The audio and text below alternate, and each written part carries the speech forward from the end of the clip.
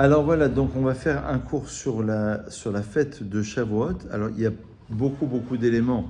Tout le monde sait que la fête de Shavuot, c'est le don de la Torah. Un petit rappel, c'est qu'on est sorti d'Égypte le 15 Nissan. 50 jours après, le 6 et 7 Sivan, donc c'est 50 jours après, on va recevoir la Torah. Alors l'idée, elle est intéressante, c'est que en vérité, on a 7 semaines. 7 semaines. Bonjour. Ah voilà, marqué là juste pour le début, c'est bien. On a 7 semaines qui nous séparent de Pessah jusqu'à Shavuot. C'est comme une préparation, c'est comme un temps. On avait dit la fois dernière, je ne sais pas si vous vous rappelez, un temps qui est consacré, un temps qui est à part, un temps d'élévation, 7 semaines, parce qu'on va compter la période du Homer. Et on avait expliqué que chaque semaine était en rapport avec une sphira, c'est-à-dire une sphère d'élévation d'Hachem. Et chaque jour, c'est un degré particulier. Il y aura un jour, c'est le chesed, par exemple, la bonté. Un jour, il faudra travailler sur la rigueur. Un jour, il faudra travailler sur l'harmonie. Et en fait, on essaye de réparer les midot, les traits de caractère, pour arriver à recevoir la Torah. On va le dire autrement. Avant de recevoir la lumière, le or, il faut préparer le keli, ça veut dire le réceptacle. C'est-à-dire il y a le contenant et le contenu. Avant de recevoir le contenu à Shavuot, donc la révélation, parce que chaque année, on reçoit de nouveau la Torah. Donc il faut préparer généralement le contenant. Ça veut dire celui qui va permettre de recevoir la lumière. C'est la raison pour laquelle nous lisons aussi les Pirkei Avot, les maximes de nos pères, qui sont des passages d'éthique juive, de morale juive, de philosophie juive, de pensée juive, qui vont nous permettre de recevoir la Torah, de nous préparer à recevoir de nouveau la Torah. Alors, là où je voulais vous amener, c'était le premier point que j'avais noté, donc j'ai noté quelques petits points, c'est que on va lire l'histoire de Ruth. Alors, pour vous la faire très rapidement, on a les périodes des juges, on est dans la Bible, et il y avait un monsieur qui s'appelait Elimelech, sa femme s'appelait Naomi. Elimelech était un grand riche à l'époque, et on va considérer, selon Rashi, selon des commentateurs, que c'était une erreur, c'est qu'il abandonne Israël pour aller dans les champs de Moab. Moab, c'est un pays aux alentours, je ne sais plus, je crois que c'est vers la Jordanie, ou vers... en tout cas, il quitte et reste Israël, et on lui impute comme étant une erreur, parce qu'il faisait partie des grands de la génération. On appelle, comme il dit Rashi, c'est les Gdoléador, les grands de la génération. Il n'aurait pas dû quitter ses frères. Il y a une famine qui va exploser en Eretz Israël. Et il va aller dans les champs de Moab. Le malheureux, il va mourir. Ses 2 enfants vont mourir, Machlon et Kilion, lesquels auront épousé 2 femmes non juives, Ruth et Orpa. Tout le monde connaît l'histoire, je pense. Je vous la fais rapidement parce qu'il y a beaucoup de détails, mais très rapidement. Alors, Orpa, ça vient de la racine de Oref, elle va tourner sa nuque, elle ne va pas suivre sa belle-mère, Naomi. Naomi, c'est ce qui est agréable, Noam, c'est ce qui est agréable. Alors que Ruth va rester attachée à sa belle-mère. Et on va apprendre la conversion dans Yebamot, à la page 47. On va apprendre toute la conversion de la sincérité, de l'honnêteté de cette femme extraordinaire, Ariane, qui s'appelait Ruth. Ruth, on va expliquer pourquoi elle s'appelle Ruth, on va expliquer dans quelques instants. Et par exemple, lorsqu'elle va dire « ton peuple sera mon peuple »,« Amer Ami »,« Elokaïch Elokaï », « ton Dieu sera mon Dieu ». Là où tu iras, Ba'asher telchi eler, là où tu iras, j'irai. Là où tu mourras, je mourrai.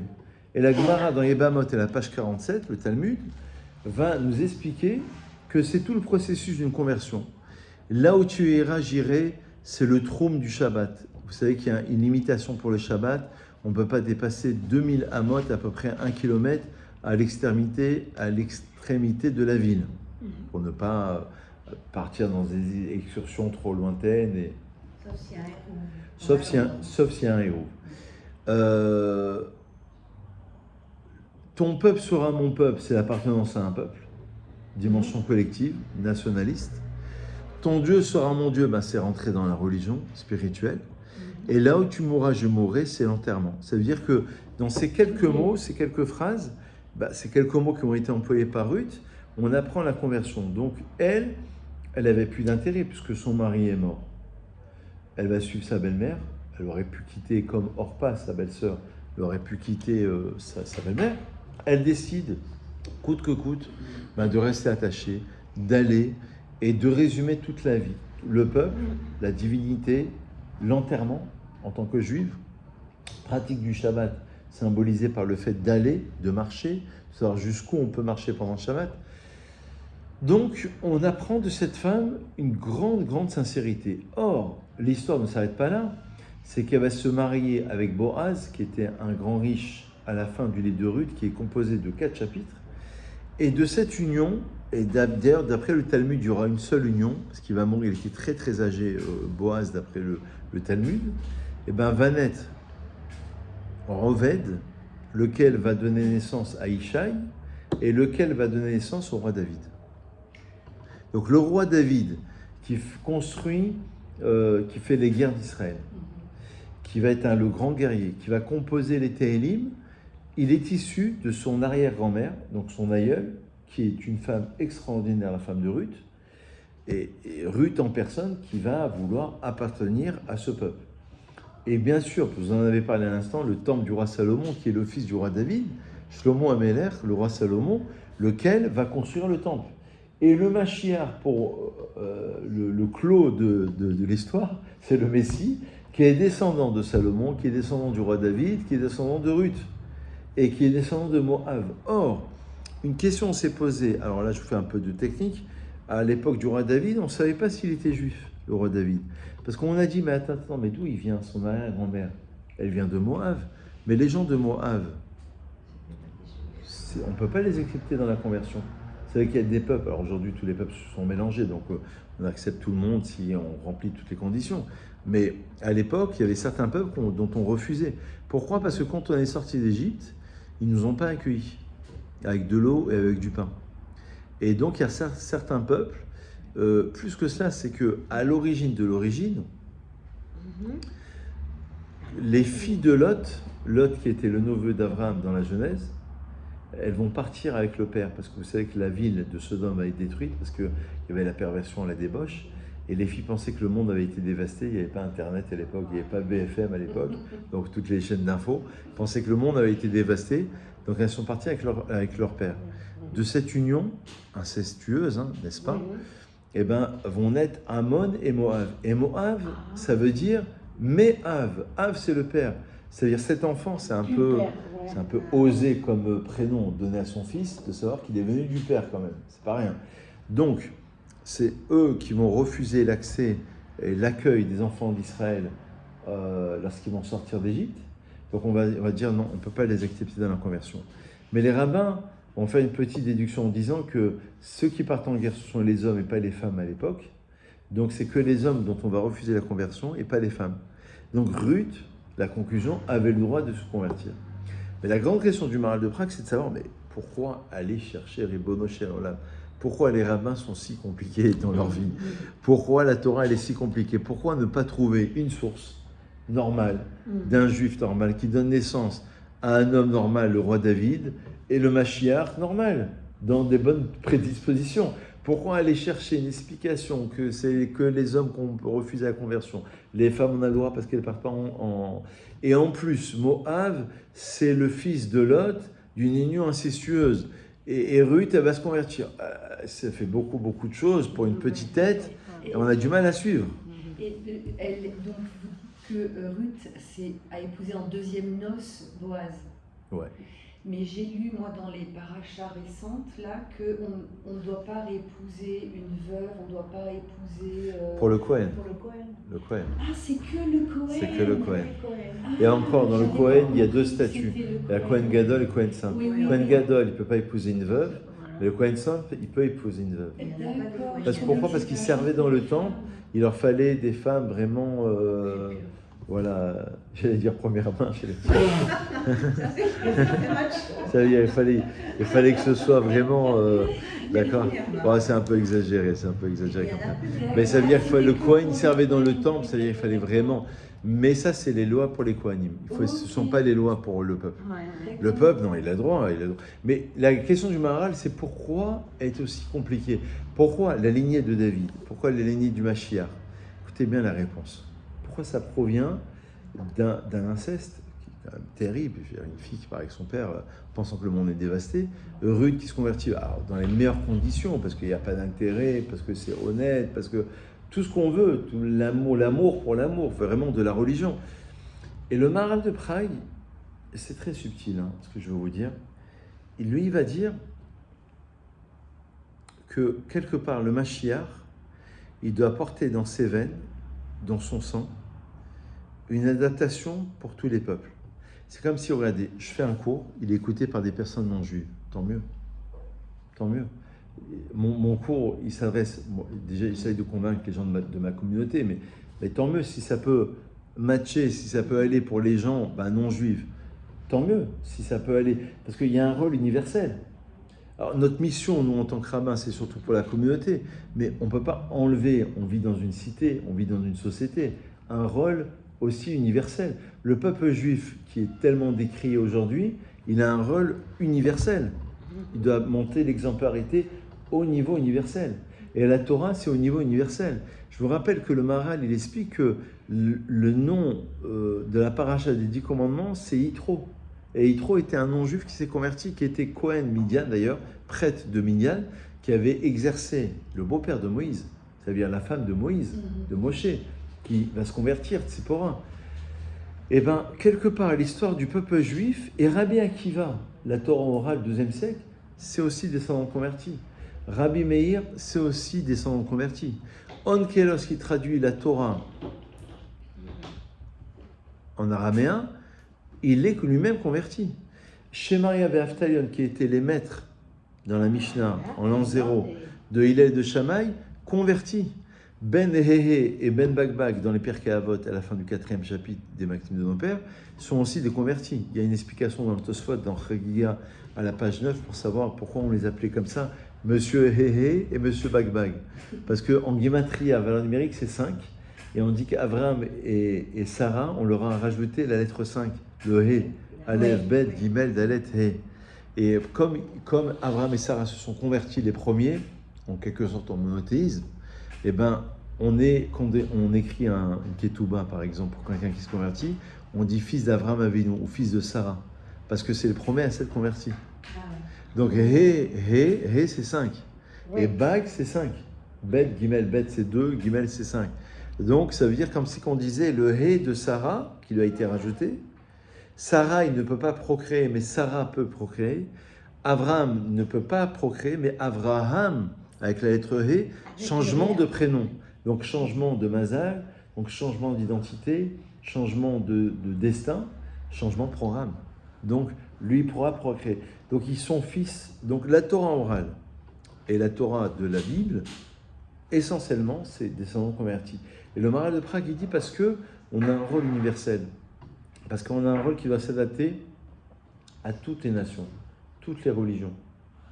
Réparation. Quelque part, c'est très subtil. Il doit porter dans ses veines, dans son sang, dimension collective, dimension universelle. C'est pour ça que Ruth, elle provient de cette source-là. Et le Maharal de Prague, il va très loin parce qu'il dit que la valeur numérique de Moav, c'est 49. Et or, 49, je vais le noter ici, c'est les 49 degrés d'impureté. Et il faut aller chercher 1 degré, le 50e, de pureté à partir de ces 49 degrés d'impureté. C'est-à-dire que c'est comme si on disait que Ruth était prise, si vous voulez, eh ben, d'un degré, d'une souche qui est impure, d'une souche qui est repoussée. Et il faut essayer justement d'aller chercher, comme une personne qui va se convertir, une âme. La conversion dans le Talmud, dans le Zohar, ce sont des âmes qui se sont perdues dans les nations. Il faut essayer d'aller chercher ces âmes-là et de les récupérer. Ça, c'est Ruth. Alors la question, c'est pourquoi on lit ça à Shavuot. Évidemment, ça va être la suite. Oui. À quel moment Naomi, elle s'est fait appeler Mara? Parce qu'elle a quand même la chance d'avoir même si elle a perdu ses fils et son mari, à quel moment elle a changé? Parce que elle en a voulu un peu à Dieu en quelque sorte. Naomi, c'est celle qui est agréable, et Mara, c'est celle qui est amère. Oui, Et donc, quelque part, au moment où elle perd son mari et ses 2 fils, elle se dit, c'est l'enfer sur terre. Et elle perd son mari, elle perd ses 2 fils, et elle ne voit pas d'avenir. En plus, elle va revenir en Eretz Israël ensuite. Mais au début, ils ont quitté Eretz Israël. C'est-à-dire, le début de l'histoire, il y a une famine qui explose. On en veut parce que elle et son mari, surtout à son mari Elimelech, parce qu'il n'aurait pas dû quitter Eretz Israël. Elle perd son mari et la suite, ses 2 fils. Elle se dit, est-ce que le monde me tombe dessus, quoi. Le ciel me tombe sur la tête. Et elle a changé son nom. Elle a quelque part changé son nom, comme si elle s'interrogeait auprès de Dieu, comme si elle ne comprenait pas son destin. On a la même histoire avec Job, Job dans la Bible, qui souffre, qui perd tout, ses enfants, sa richesse, etc. Ensuite, il retrouve tout. Et il dit, Job, est-ce que tu m'as confondu avec Oyev, ce sont les mêmes lettres. Est-ce que je suis ton ennemi? C'est une interrogation sur le bien, sur le mal, sur la justice, sur l'injustice. Est-ce que moi, je mérite tout ça?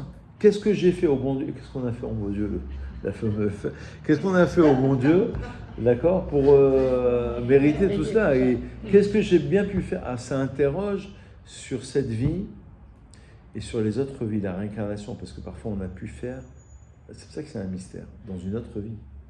Et on vient réparer. C'est pour ça que c'est là où on revient toujours au même sujet, Ariane. Ça fait des années maintenant. La foi et la foi. La émouna. Parce que, à un moment donné, ça nous échappe. On a beau essayer d'aller à droite, à gauche, il y a une part de mystère. Et en fait, pourquoi on revient à la foi? Parce que c'est que la foi qui peut nous sortir de cela, en se disant, c'est que avec la émouna. C'est que la émouna de se dire, il faut passer par ce processus. Je parlais avec quelqu'un à l'instant, j'avais un rendez-vous à l'instant il y a quelques minutes, et je lui disais la même chose, qu'il ne voit pas d'avenir dans sa vie, etc. Je lui disais, mais justement, l'épreuve, elle est là pour te monter, et pour te remonter, pour te faire découvrir peut-être une facette de toi-même. C'est ça un peu l'idée. Alors la question, c'est que c'est une belle histoire, Ruth, mais pourquoi avoir choisi le livre de Ruth à Shavuot? À Pessah, c'est facile. On choisit le Shir HaShirim, le Cantique des Cantiques, écrit par le roi Salomon, qui est le chant d'amour entre Dieu et les enfants d'Israël, entre un homme et sa fiancée. Dieu nous sauve d'Égypte.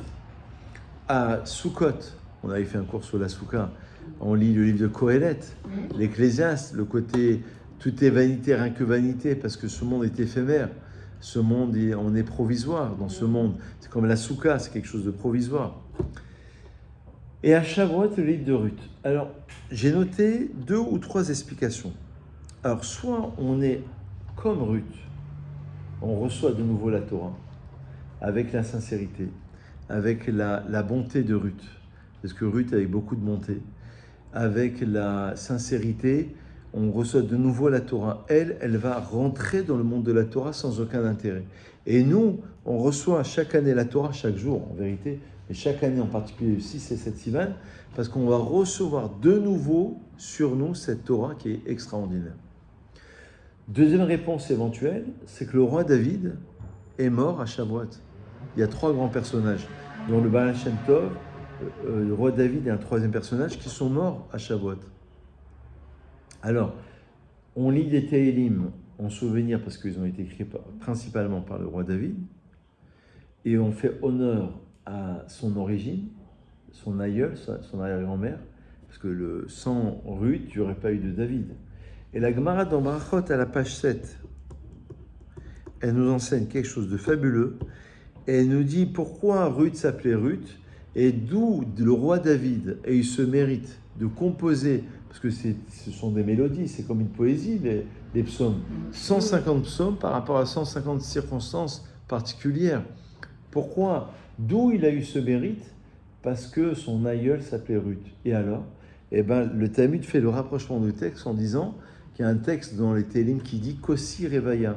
Je vais chanter, c'est l'allégresse, c'est le chant à travers mon kos, à travers ma coupe de vin, je vais louer l'Éternel. Ruth, c'est comme si qu'elle avait donné dans ses gènes cette capacité à son arrière-petit-fils, au roi David, de composer, parce qu'elle-même, elle va chanter la louange de Dieu, elle va remercier la louange de Dieu, elle va adresser une louange à Dieu, et le roi David va avoir cette capacité de pouvoir en faire de même, grâce à son arrière-grand-mère. Eh ben, Voilà. Donc c'est une grande, grande leçon. Une grande leçon, si vous voulez, extraordinaire de la... Voilà, Pirkei Avot. Oui, exactement. 150 psaumes.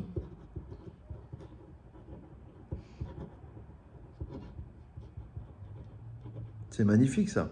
Donc on a beaucoup, beaucoup d'idées. Alors, 2 idées. Pourquoi choisit-on, encore une fois, le livre de Ruth à Shavuot? Soit c'est l'acceptation de la Torah, à l'instar de Ruth, qui est un exemple de sincérité, de bonté, d'appartenance, d'acceptation de la Torah, sans rien attendre en retour.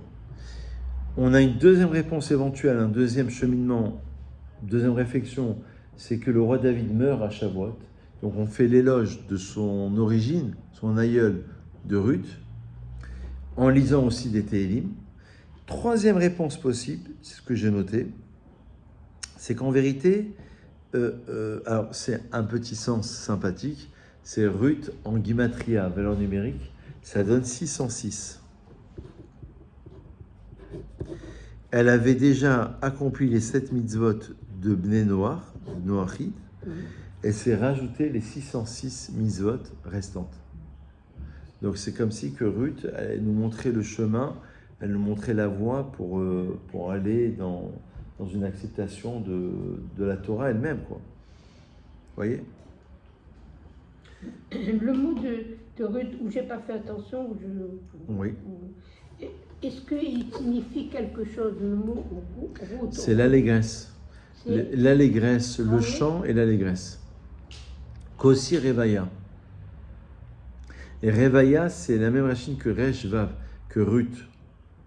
Parce que le Tav en hébreu, il est transformé en He. Riva, c'est comme si, en fait, ça veut dire abreuver littéralement. Kossi Revaya, il m'a abreuvé de sa coupe de vin.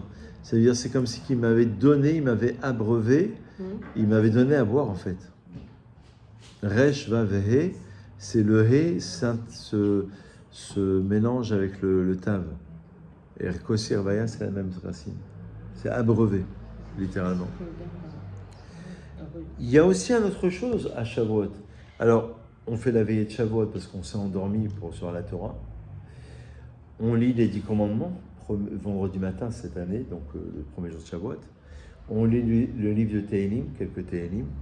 On lit le livre de Ruth, parce que c'est en rapport avec Shavuot. Et aussi, on prend du laitage. Oui. Alors, en fait. d'après la halakha, il faut manger des repas de viande les jours de fête. Mais le laitage, on peut le prendre le matin, par exemple. Ou en rentrant de la veillée, par exemple. Pourquoi le laitage?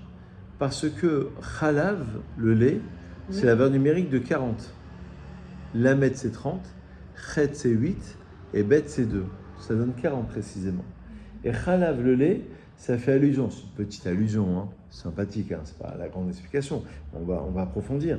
C'est une allusion aux 40 jours pendant lesquels Moïse va rester auprès de Dieu pour recevoir la Torah.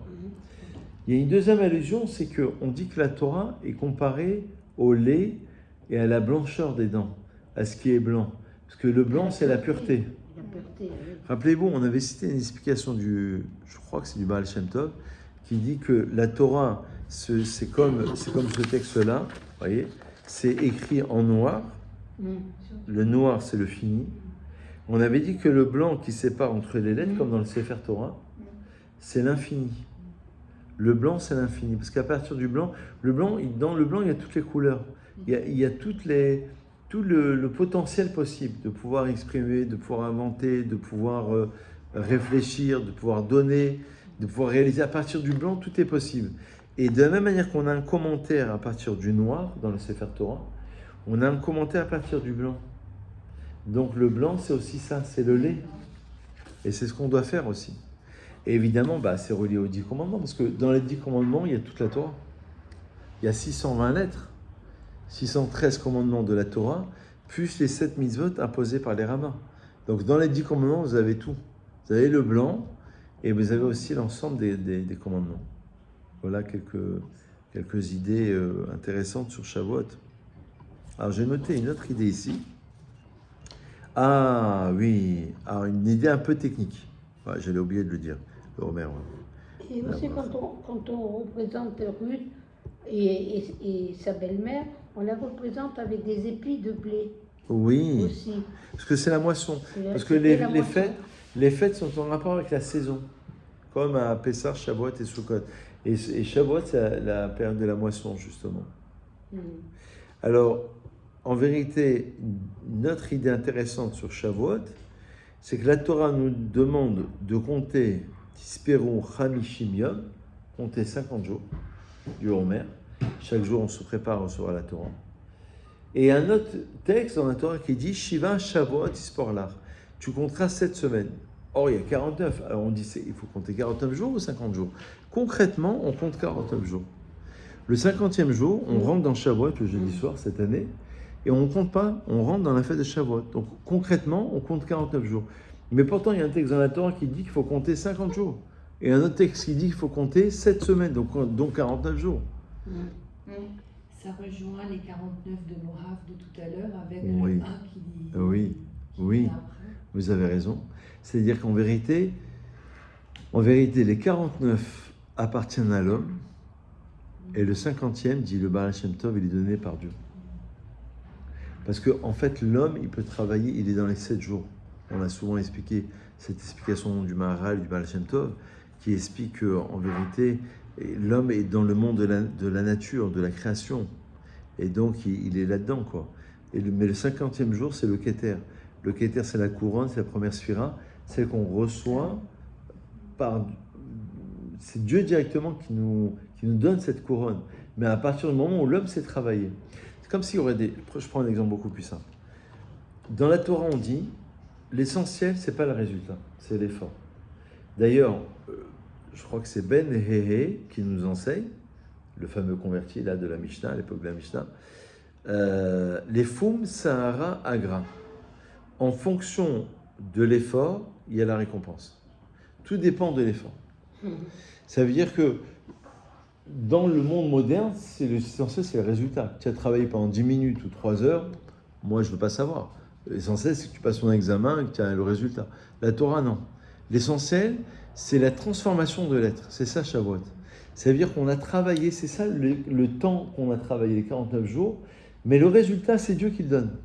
C'est-à-dire que moi, j'ai produit un effort. Moi, je me suis déplacé. La Mishnah dans Pirkei Avot, elle nous enseigne, il y a 4 manières de se réaliser. Arba Deot, il y a 4 manières. Et une des manières, c'est d'aller à la synagogue ou à la maison d'études ou au cours. Il ne s'est rien passé au cours. Il n'y a pas eu de cours. Ouais, mais tu as quand même le mérite d'y être allé. Tu t'es efforcé. Ce qu'on appelle Srar Alicha Beyado. Il a au moins la récompense de sa marche, de son effort. Alors, des fois, il y a eu, tant mieux, il y a eu un cours, il y a eu une leçon, j'ai appris quelque chose. Des fois, il ne s'est rien passé, vraiment rien. Mais tu as fait un effort. Ce que la Torah te demande, ce n'est pas le résultat d'avoir appris quelque chose. Que tu vas apprendre, mais c'est Dieu qui va te le donner. Mais l'essentiel, c'est la transformation. Et or, Pessah jusqu'à Shavuot, c'est comme Ruth. Ruth, elle nous apprend la transformation. Mais à partir de quoi? À partir de l'identité, à partir d'une recherche, à partir d'une honnêteté. Mais l'essentiel, c'est la transformation. Ah, elle s'est transformée, elle a tout donné. Elle va avoir David, le roi Salomon qui va construire le temple, David qui va faire les guerres pour avoir Israël, Salomon qui va construire le Beth Amikdash, le temple, et le Mashiach qui va descendre, qui va amener la rédemption. D'où ça provient? D'une transformation, d'un effort. Et en fait, l'essentiel, c'est l'effort. Le Rav Dessler, il enseigne ça, je le mets en relation, c'est un peu différent, mais on peut peut-être faire une relation. Et il dit que quelqu'un qui se consacre à la collectivité, c'est écrit d'ailleurs dans les Pirkei Avot, on dit celui qui apporte du mérite à la communauté, à la collectivité,